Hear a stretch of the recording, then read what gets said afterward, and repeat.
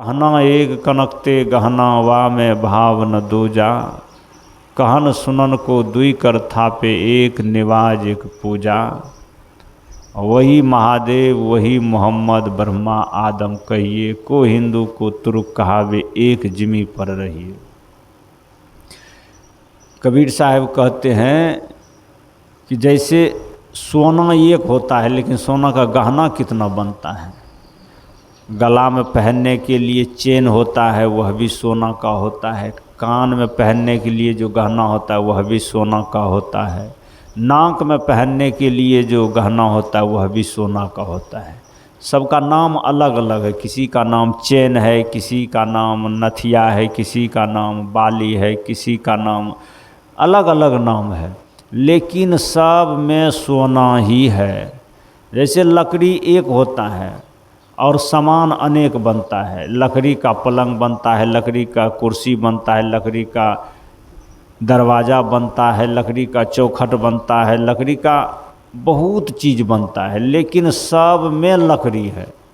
नाव में भी लकड़ी है, मेज में भी लकड़ी है, चेयर में भी लकड़ी है, और चौकी टेबल पलंग सब कुछ में लकड़ी है, लेकिन मूलतः सब लकड़ी है लेकिन नाम अलग अलग है। हम कहेंगे कि जिस पर बैठे हुए हैं ये लकड़ी है, कोई कहेगा लकड़ी नहीं है ये चौकी है, तो झगड़ा तो होगा, लड़ाई तो होगी, लेकिन झूठ की लड़ाई होगी। सच में चौकी भी है लकड़ी भी है। उसी प्रकार से कबीर साहब कहते गहना एक कनकते गहना वा में भाव न दूजा, कहन सुनन को दुई कर थापे एक निवाज एक पूजा।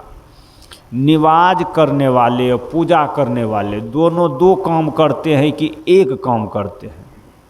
निवाज जो पढ़ते हैं जो पूजा करते हैं दोनों का एक ही काम हुआ, खाली नाम अलग हो गया, और नाम ये अलग होने से बड़ी मार होती है और बहुत बड़ा क्षति होता है। एक बार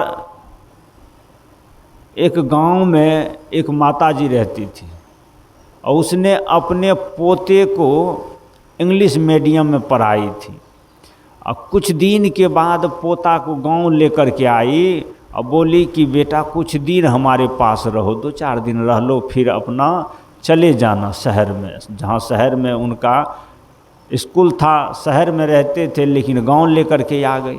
अब रात में पोता को भोजन करा करके खाना खिला करके और आसन पर सुला करके माताजी कहती है कि बेटा आराम करो। पोता तो आराम करने लगा, लेकिन रात में उसको त्रास लगा। जेठ का महीना था, भोजन करके सो गया, पानी नहीं पिया था। वो जगने के बाद कहता है अपने दादी से, उसको पता नहीं था देहात की भाषा में क्या कहते हैं, वो अपने भाषा में कहते थे I drink water, I drink water, I feeling thirst water. कहा कि हमको प्यास लगी है, लेकिन बुढ़िया सोचती है कि वाटर वाटर क्या कह रहा है, लगता है इसको शैतान लग गया है। हल्ला करने लगी, जोर से चीखने चिल्लाने लगी, पड़ोस के लोगों को बुलाई कि हमारे पोता को शैतान लग गए, वाटर वाटर कहता है। पड़ोस के लोग कहते हैं कि जो इस गांव में वैद्य है ओझा है उसको बुलाइए। ओझा आया, धाम लगाया, चक्कर लगाया, मंत्र पढ़ने लगा, पूछने लगा बोल कहाँ रहते हो, बोल कहाँ रहते हो। और बेचारा को तो प्यास लगा था, वो एक ही बात कहता था कि आई ड्रिंक वाटर। ओझा कहता था कि गई मामा इसको शैतान लग गया है। अब बुढ़िया कहती है कि वैद्य जी जितना पैसा लगे इसका शैतान उतारिए। झाड़ते झाड़ते धाम लगाते लगाते उसका प्यास और बढ़ते गया, पानी दिया नहीं गया। वाटर वाटर वाटर कहते कहते पोता का दम टूट गया। अब वैद्य जी कहते हैं कि शैतान सखर था, हम जीत नहीं सके, अब पोता को लेकर के शैतान फिरार हो गए। कुछ देर के बाद गांव के सब लोग जब जुट गए पहुंच गए कि क्या घटना हो गया, बेचारा मर गया। तब जाकर के बुढ़िया कहती है, बाबा एक ही बात हमारा बाबू कह के मर गया, वाटर वाटर। तो एक पढ़े लिखे लोग थे, कहा कि पानी पिलैने रही। तो बुढ़िया कहती है पानी तो खटिए तौर में रहे। कहते हैं कि मामा पानी पानी कह कर के मर गया, उनको प्यास लगी थी, वाटर का मतलब पानी होता है। तो बुढ़िया कहती है कैसन पढ़ुआ पढ़ले बेटा, अपने सिर निशानी, वाटर वाटर कह के मरले खटिए तौर में पानी। खटिया के नीचे में पानी है लेकिन पानी पी नहीं सका, पानी पानी कह कर के मर गया। सब घटना हम लोगों पर घटित होता है।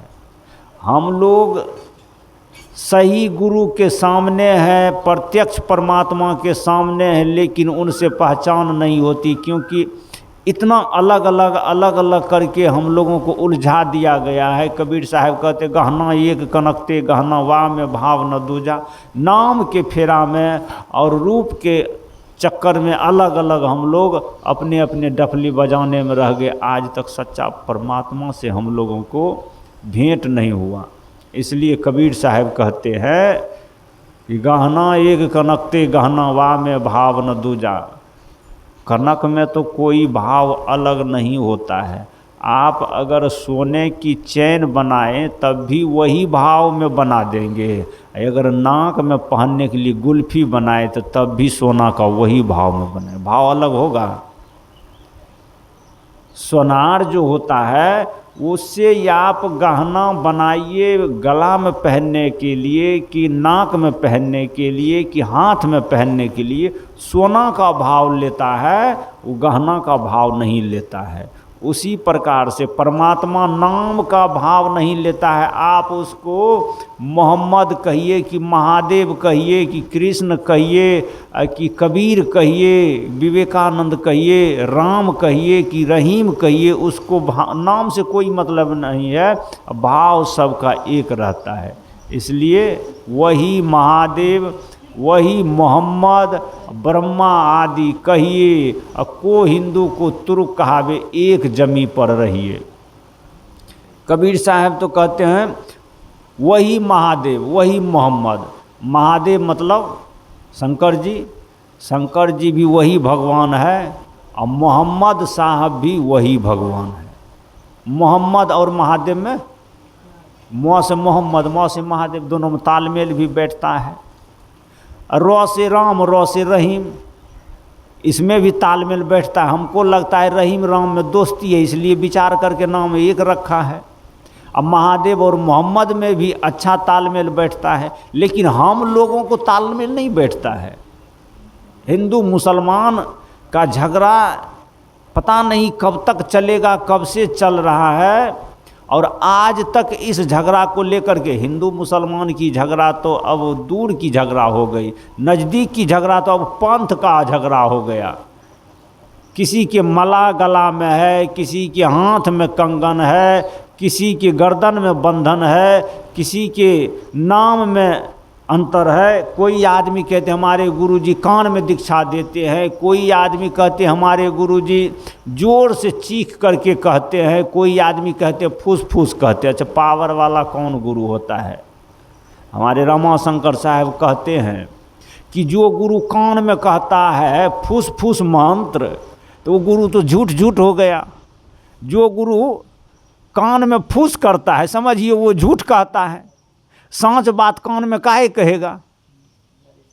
इसलिए कहता है कि झूठ बात को फूस फूस कहना पड़ता है, सांच बात को आँच नहीं है, इसलिए सांच तो खुले मैदान में बोला जाता है, हमारे रमाशंकर साहब कहते हैं।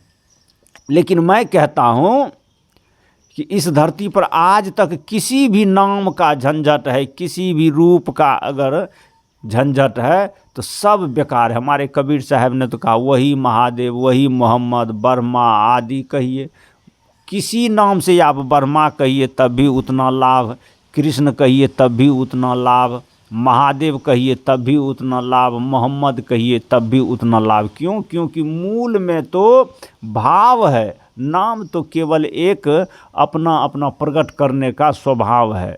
जैसे सोना का भाव एक है लेकिन गहना का नाम अनेक है। वही महादेव, वही मोहम्मद, ब्रह्मा, आदम कहिए, को हिंदू को तुर्क कहावे, एक जमी पर रहिए। हिंदू भी धरती पर रहते हैं, मुसलमान आकाश में, तो अलग कैसे हुआ? दोनों धरती पर रहते। कभी ऐसा कबीर साहब कहते एक जमी पर रहिए, एक कई धरती पर रहने वाला दोनों दो जात कैसे हो गया? दोनों का बिरादर दो कैसे हो गया? दोनों का सब कुछ सेम है। आप भी धरती पर रहते हो, वे भी धरती पर रहते हैं, वे भी पानी पीते हैं, आप भी पानी पीते हैं, उनको भी भूख लगती है, आपको भी भूख लगती है।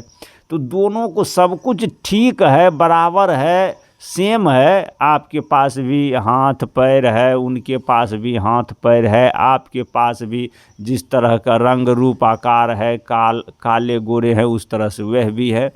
तो कबीर साहब कहते मुझे समझ में नहीं आता है कि इसमें अंतर क्या है। मेरा कहने का मतलब है, भाई रे दुई जगदीश कहाँ से आया, कहो कौने बौराया।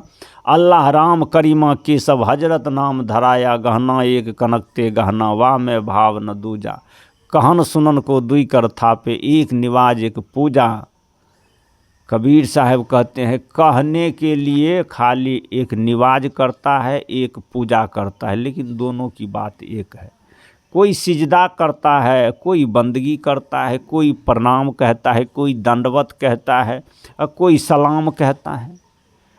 झगड़ा मुफ्त का झगड़ा है। अगर आपको किसी ने सलाम कह दिया तो क्या हो गया, अब प्रणाम कह दिया तब क्या हो गया, साहेब बंदगी कह दिया तब क्या हो गया। कई लोग कहते, सब अपने अपने पहचान होता है।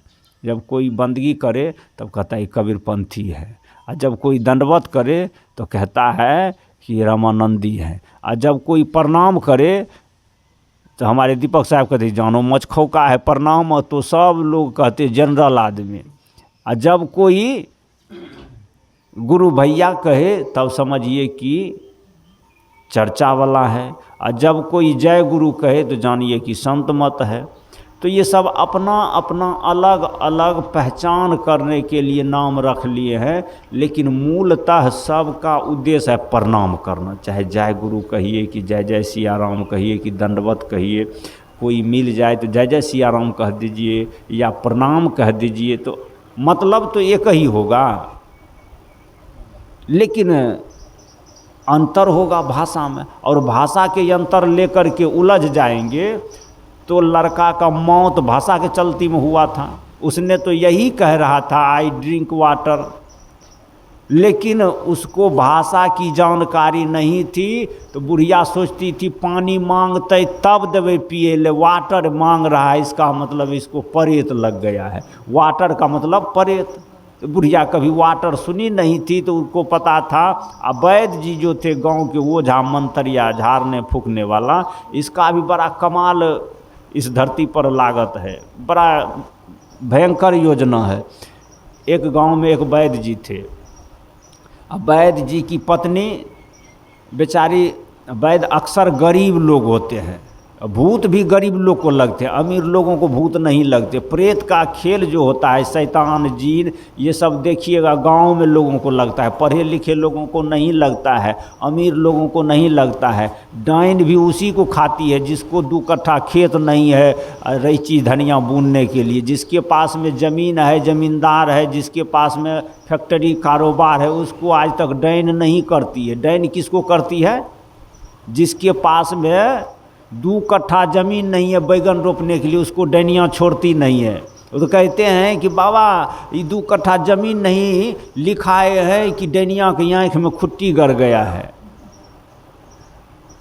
अमीर आदमी को डैन जोगी नहीं लगता है, तो गरीब आदमी ही होते हैं। तो बेचारा वैद्य जी गरीब थे, गरीब थे लेकिन झाड़ फूक करते थे, सारे दुनिया में उनका प्रचार था, खूब फेमस आदमी थे। लेकिन उनकी पत्नी कहती थी वैद्य जी से कि सुनिए झाड़ फूक सब दिन चलते रहेगा जेठ का महीना बीत रहा है, वर्षा का समय आ रहा है, ये चौमासा जब आएगा तो 4 मास वर्षा बरसेंगे, तो उसके लिए घर बांध लीजिए। घर फूटा हुआ है, फूस का घर साल में 1 बार मरम्मत करना चाहिए, नहीं तो घर चूने लगता है। तो पत्नी कहती है वैद्य जी से कि घर को बांध लीजिए। तो वैद्य जी कहते हैं अच्छा बांध लेंगे बांध लेंगे। एक बंधन नहीं बांधा, घर बांधा नहीं। अब वर्षा का समय आ गया।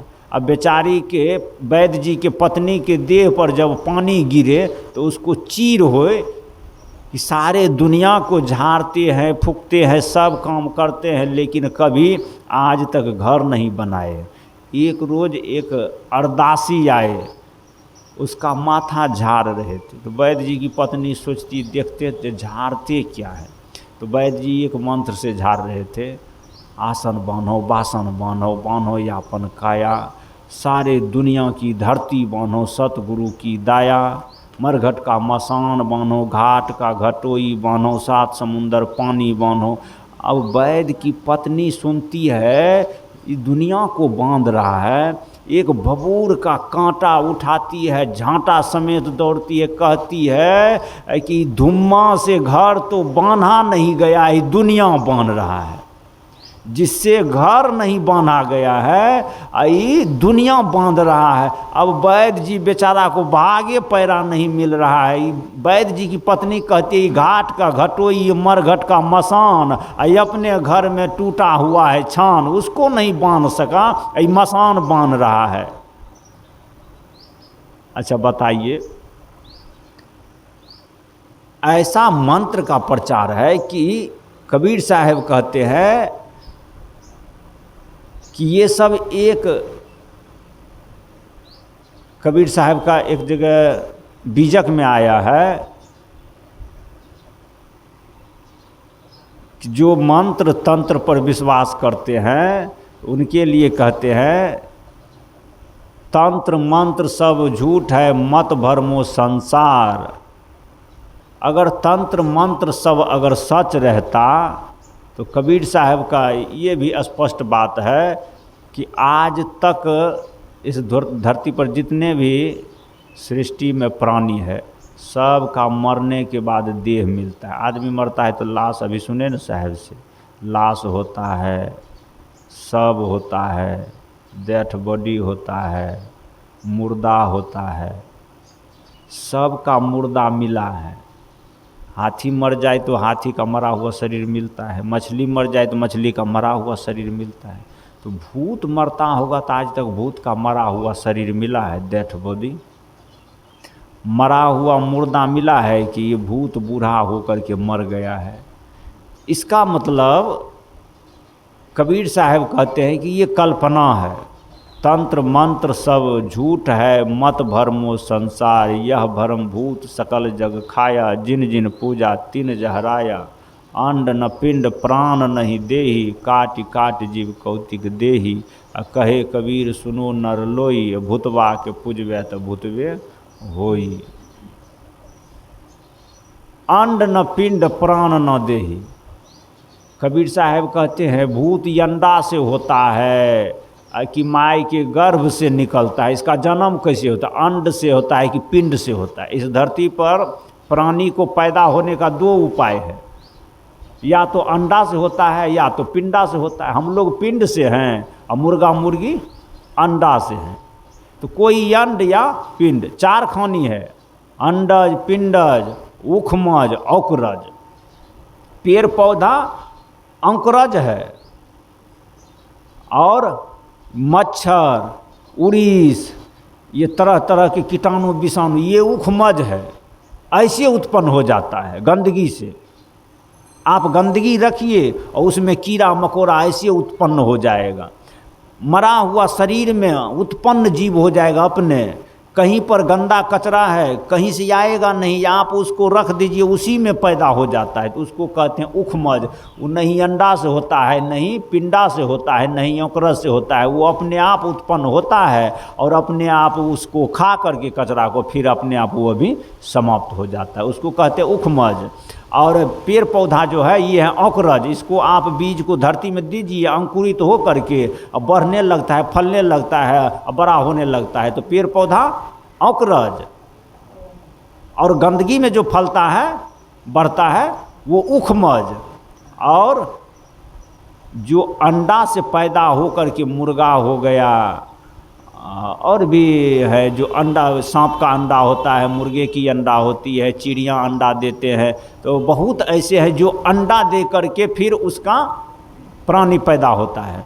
लेकिन आदमी हो गया, बकरी गाय हो गए, बिल्ली हो गए, कुत्ता हो गए, ये सब पिंडज है, ये सब पिंड से निकलते हैं, अर्थात गर्भ से निकलते हैं। तो चार खानी है, तो भूत जन्मता है कि उखमज उत्पन्न होता है कि पेट से पैदा होता है कि अंडा से निकलता है। कबीर साहब कहते हैं अंड न पिंड प्राण नहीं देहि, भूत कैसे पैदा होता है?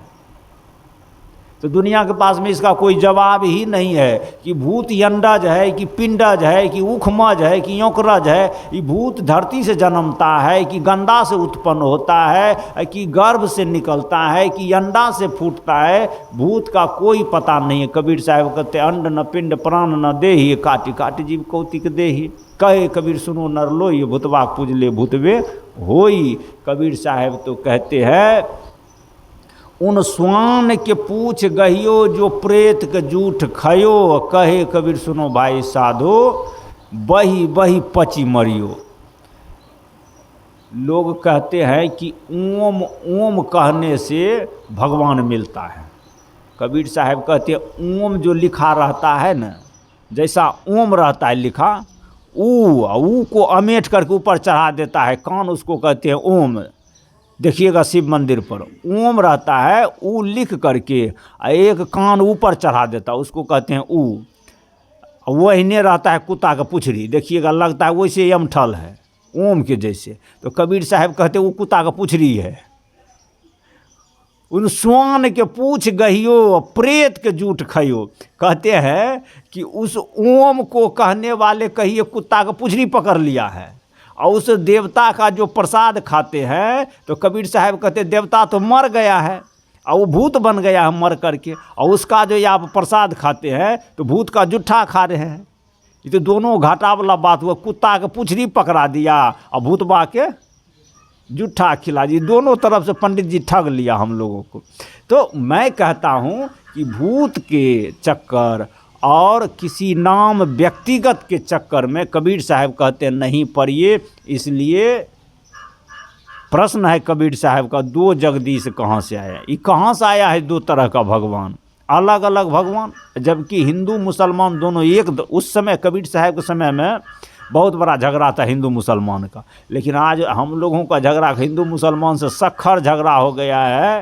ये गाँव में झगड़ा, गांव में क्या झगड़ा है कि कोई लाल वाला बाबा को पूजते हैं, कोई उज्जर बाबा को पूजते हैं, कोई हाथ में पहनने वाले को मानते हैं, कोई गला में पहनने वाले को मानते हैं। कोई आदमी तो कहते हैं हाथ में जो पहनते हैं कंगना, यही है मेरा भैया बहना, बाकी सब यहीं नरक में रहना। जो हाथ में पहनेगा कंगना वही है मेरा भैया बहना, बाकी सब यहीं नरक में रहना। और जो आदमी पहनते हैं माला, वो भी कंगना वाले को देखना नहीं चाहते। हम कहते हैं कि नहीं, अगर मान लिया जाए कोई कंगना ही पहने हो, अगर कंगना पहनने वाले, माला पहनने वाले से ऊंचा सोच रखता हो, तो उनकी हम लोग सज्जनता और उनकी बहादुरी देते हैं कि वो हमसे अच्छा है। अगर मान लिया जाए कोई माला भी पहनते हैं, अगर ऊंची उनका सोच नहीं है, ऊंचा उनका करनी नहीं है, तो माला भी श्रेष्ठ नहीं। इसलिए रूप से, वेश से, आभूषण से श्रेष्ठ नहीं होता है, श्रेष्ठ आचरण से होता है। ये बात ठीक है, होना चाहिए कि माला हमारे पुरखे लोग, पुरातन समय के लोग इसलिए इसका नियुक्ति किए हैं कि पहचान रहे समाज में कि हाँ मेरा बिरादर के आदमी है। जिसको माला देख लेते हैं तो तसल्ली हो जाता है, इसके हाथ से भोजन कर सकते हैं, क्योंकि इसके जिसको माला देखते हैं तो विश्वास हो जाता है ये बड़ा भोजन नहीं करते होंगे, ये छोटा छोटा भोजन करते होंगे। और जिसको माला नहीं रहता है तो विश्वास नहीं होता है कि कौन ठेकान है। कभी अरसी छाप है, कभी जंघा छाप है, कभी जाल छाप है। यहाँ तो अनेक अनेक छाप के लोग हैं। ये इलेक्शन है, कितने ही लोग नॉमिनेशन कराते, अरसी छाप, जंघा छाप, जाल छाप, बंसी छाप, क्या क्या छाप है। तो इस छाप के बीच में कबीर साहब ने या और महापुरुष ने सोचा कि इस अरसी जंघा जाल के बीच में हमारा आदमी कौन है, कैसे पहचानेंगे। तो गल्ला में मल्ला दे दिया कि इस आदमी से हम लोग भोजन ले सकते हैं, इस आदमी से हम लोग सेवा ले सकते हैं, इस आदमी से सहयोग ले सकते हैं, ये आदमी हमारा आदमी है। तो इसका मतलब ये नहीं है कि मल्ला पहन लिए तो काम हो गया, नहीं, खाली पार्टी में आप हो गए। लेकिन इसके बाद अब आपको आचरण पर काम करना है, विचार पर काम करना है। इसके बाद अब आपको साधना पर काम करना है, केवल माला से नहीं। उसी प्रकार से कोई आदमी कंगना पहन लिया है तो बहना हो गया है, इसका मतलब ये नहीं है। महादेव जी स्वयं आदि गुरु है, वही कहते हैं शिव आज भी गुरु हैं। लेकिन मुझे कभी कभी इससे अफसोस होता है कि आज भी गुरु हैं, इसका मतलब बीच में नहीं थे।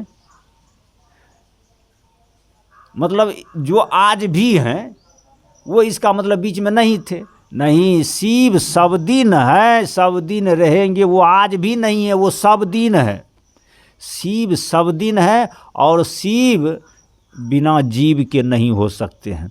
इसलिए जितने भी लोग अगर शिव के आचरण को अनुकरण करते हैं, महादेव के अगर विचार को मानते हैं, तो सब आदमी उनके शिष्य है।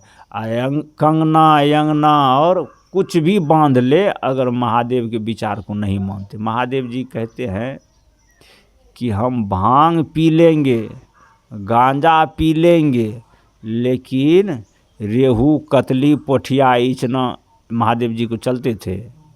लेकिन कुछ लोग ऐसे हैं, मानते तो हैं शिव को।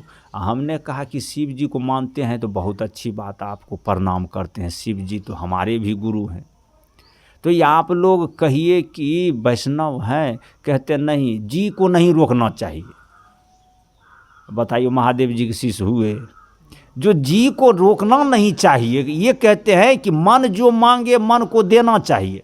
तो हमने कहा मन तो वही खाली मांगता है, और मन तो बहुत चीज़ मांगता है। मन केवल रेहुए कतली बुआरी मांगता है।